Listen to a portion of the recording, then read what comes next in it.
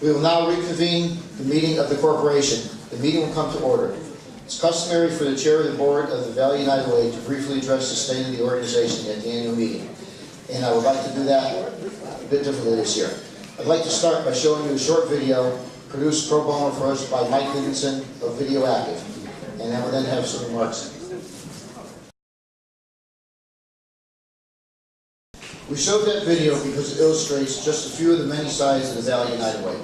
Jack's story about Derek at Irving School and his dollar is illustrative of two things. First of all, the Back to School project is an extraordinary example of the incredible work being done by our partners at the Corporate Volunteer Council.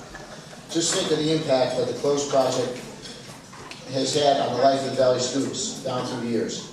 Over 2,500 students have received more than $500,000 worth of clothing and school supplies.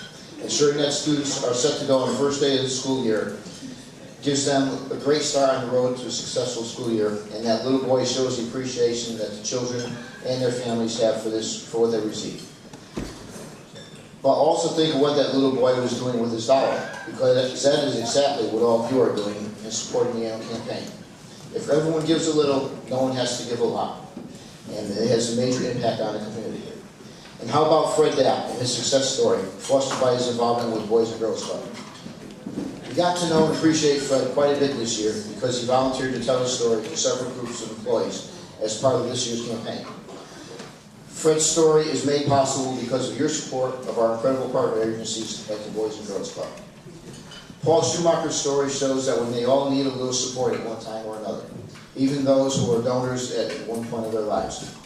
We sometimes take for granted that the services will be there when we need them the most. But that might not be the case. And if the annual campaign is time to raise the funds to meet the needs of the agencies like the Y to provide hosting for men like Paul. He once helped to raise the funds to support so many of the service providers in our community. And now he is a consumer of these services. And the story of the fire on Howard Avenue illustrates just how well our community comes together in a time of need. We can't say enough about the heroic efforts of our first responders who rushed into harm's way to meet the challenge of the fire of Howard Avenue. We were proud to have been a part of the follow-up effort to help restore a little bit of normalcy to the life of the displaced tenants after the fire.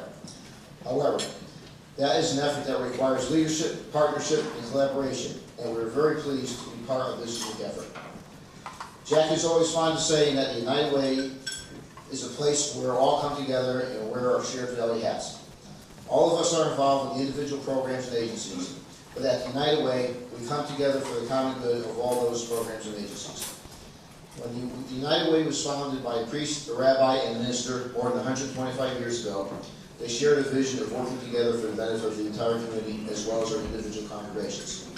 That was a great idea then, and it's a great idea now.